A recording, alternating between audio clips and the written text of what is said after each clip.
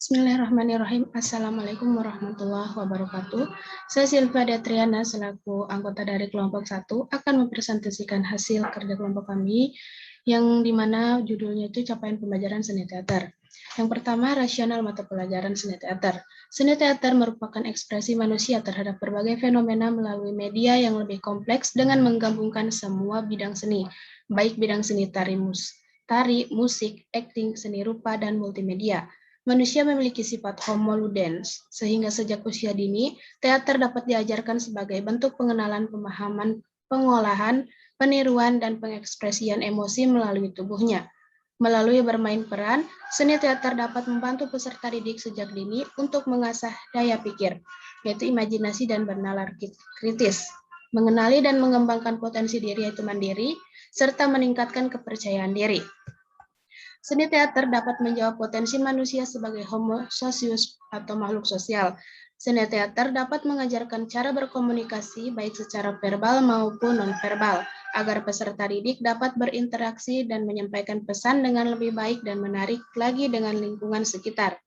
Hal ini dapat dipraktikkan dalam bentuk eksperimen pertunjukan di kelas. Dalam kegiatan ini, peserta didik dapat bekerja sama dengan permainan peran, menulis naskah, atau latihan repetisi dalam gladi bersih. Kerja teater adalah kerja ensemble, sehingga semua bidang adalah penting dan setiap orang memiliki peran untuk bersama mencapai tujuan bersama, yaitu gotong royong. Manusia sebagai makhluk yang mampu berinovasi dapat diarahkan untuk dapat melihat persoalan-persoalan di sekitarnya. Manusia dapat mencari lebih jauh permasalahan dan menggunakan media seni teater untuk berkreasi dan berinovasi untuk mengulik, menyampaikan atau mencari alternatif jawaban terhadap persoalan tersebut, yaitu berpikir kritis, kreatif, dan asas berkebinekaan global. Untuk mengasah potensi homo kreator, peserta didik dapat berperan serta dalam proses membuat dan mempersiapkan pertunjukan menurut kemampuan masing-masing. Seni teater dapat mengajarkan empati dan tanggung jawab kepada sesama dan memberikan kesempatan kepada peserta didik untuk menggali dan mengeksplorasi potensi individu, kerjasama, dan unity menuju kreativitas estetis. Oleh karena itu, mata pelajaran seni teater dapat membentuk profil pelajar Pancasila dengan sikap beriman dan bertakwa kepada Tuhan Yang Maha Esa, kritis, yaitu mengasah daya pikir, memahami persoalan di sekitarnya, mandiri, yaitu mengenali dan mengembangkan potensi diri, gotong royong, yaitu memahami kerja ensemble sehingga semua peserta didik memiliki peran untuk mencapai tujuan bersama, kreatif, yaitu mencari solusi terhadap berbagai persoalan yang dihadapi di lingkungan sekitarnya, dan memiliki sikap hormat dan toleransi pada kebinekaan sebagai bagian dari masyarakat global. Selanjutnya, tujuan mata pelajaran seni teater.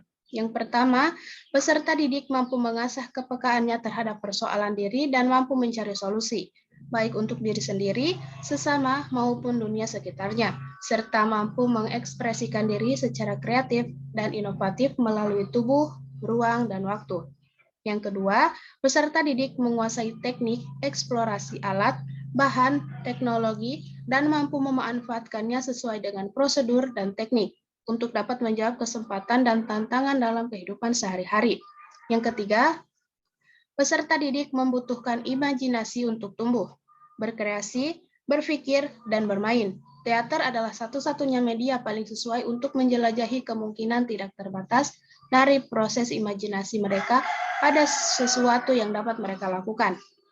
Yang keempat, peserta didik mampu mengembangkan diri dan mengomunikasikan gagasan, serta karya dengan lebih baik. Seni teater dapat berdampak secara langsung maupun tidak langsung kepada perubahan cara pandang dan pembentukan kepribadian dan karakter peserta didik. Selanjutnya, karakteristik mata pelajaran seni teater.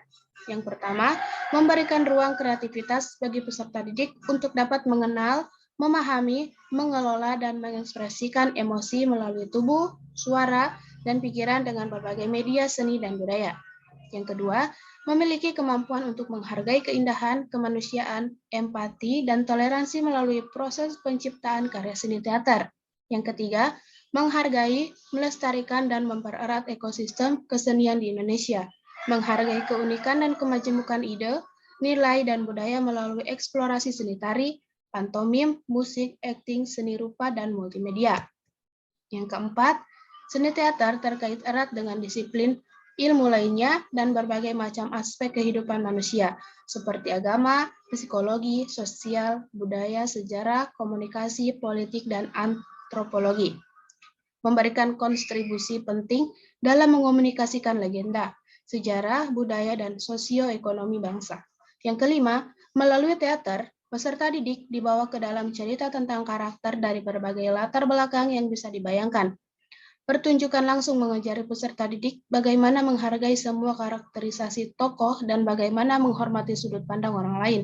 Seni teater mengajarkan manusia untuk bersikap kritis dan mampu memberi solusi untuk menyelesaikan masalah, sehingga melalui seni teater, peserta didik mampu memahami berbagai persoalan yang terjadi dalam diri dan lingkungannya.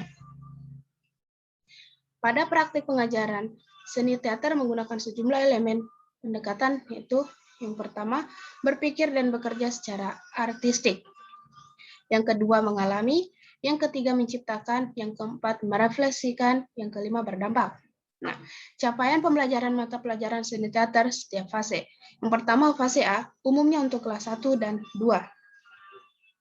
Fase A berdasarkan elemen, yang pertama, berpikir dan bekerja secara artistik.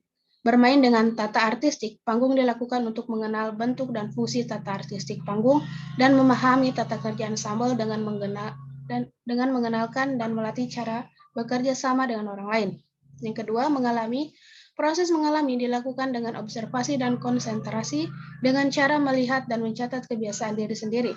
Secara aplikasi dilakukan oleh tubuh dan vokal untuk mengenal fungsi gerak tubuh, melatih ekspresi wajah, dan melakukan pernapasan.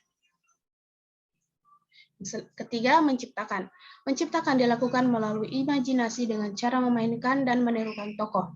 Peserta didik pun dilatih untuk merancang pertunjukan dengan cara terlibat dalam sebuah pertunjukan dengan bimbingan. Selanjutnya, menciptakan. Menciptakan dilakukan melalui imajinasi dengan cara memainkan dan menirukan tokoh. Peserta didik pun dilatih untuk merancang pertunjukan dengan cara terlibat dalam sebuah pertunjukan dengan bimbingan. Selanjutnya, merefleksikan. Refleksi dilakukan dengan metode menguatkan ingatan emosi melalui menggali suasana hati dari peristiwa yang dialami pemain dengan menyesuaikan peristiwa tokoh. Proses lain dilakukan dengan jalan apresiasi karya seni dalam menggali kelebihan dan kekurangan karya sendiri. Selanjutnya, berdampak. Proses belajar dan produk akhir mencerminkan profil pelajar Pancasila melalui menggali potensi diri, yaitu mandiri dan kreatif. Selanjutnya, fase B, umumnya untuk kelas 3 dan 4. Pada akhir fase B, peserta didik telah mampu memahami berbagai teknik dasar akting melalui proses meniru, memahami gerak tubuh, suara atau vokal secara lebih mendalam sesuai tokoh atau peran. Selanjutnya, peserta didik mulai mengenal aneka peran yang berbeda dalam memproduksi pertunjukan, menyumbang gagasan dan hasil latihan bersama orang lain sebagai wujud dari kemampuan bekerja sama. Melalui pengalaman ini, peserta didik diharapkan mampu berkolaborasi untuk mencapai pertunjukan dan mengenal peran dan fungsi masing-masing, serta mampu mengendalikan emosi dalam berkolaborasi. Nah, fase B berdasarkan elemennya, yang pertama berpikir dan bekerja secara artistik. Bermain dengan tata artistik, panggung dilakukan dalam proses bertahap secara mandiri, termasuk di dalamnya dapat menggunakan properti sesuai dengan fungsi tokoh yang diembannya. Proses kerja ensemble dilakukan dengan melatih inisiatif dalam merancang permainan atau cerita bersama. Yang kedua, mengalami. Proses observasi dan konsentrasi dengan cara melihat dan mencatat kebiasaan diri sendiri, orang lain, serta melakukan latihan olah tubuh dan vokal sehingga peserta didik mampu mengenal fungsi gerak tubuh, ekspresi wajah, dan suara. Tingkat selanjutnya adalah memahami irama dalam membaca dialog pada sebuah cerita sesuai karakter. Selanjutnya, menciptakan. Cara menciptakan imajinasi adalah proses memainkan dan menirukan tokoh dan menceritakan ulang kejadian atau cerita yang diamati. Selain itu, dalam menciptakan imajinasi perlu dirancang pertunjukan dengan cara langsung terlibat dalam sebuah pertunjukan, dilakukan dengan bimbingan. Yang selanjutnya, merefleksikan. dilakukan dalam penggalian ingatan emosi sesuai suasana hati tokoh yang diperankan dengan mengambil peristiwa serupa pada ingatan masa lalu pemeran. Selain itu, proses refleksi dilakukan melalui apresiasi karya seni dengan menggali kelebihan dan kekurangan hasil karya sendiri. Berdampak. Proses belajar dan produk akhir mencerminkan profil pelajar Pancasila secara kooperatif, yaitu gotong royong, mandiri, dan kreatif. Nah, fase C, umumnya untuk kelas 5 dan 6.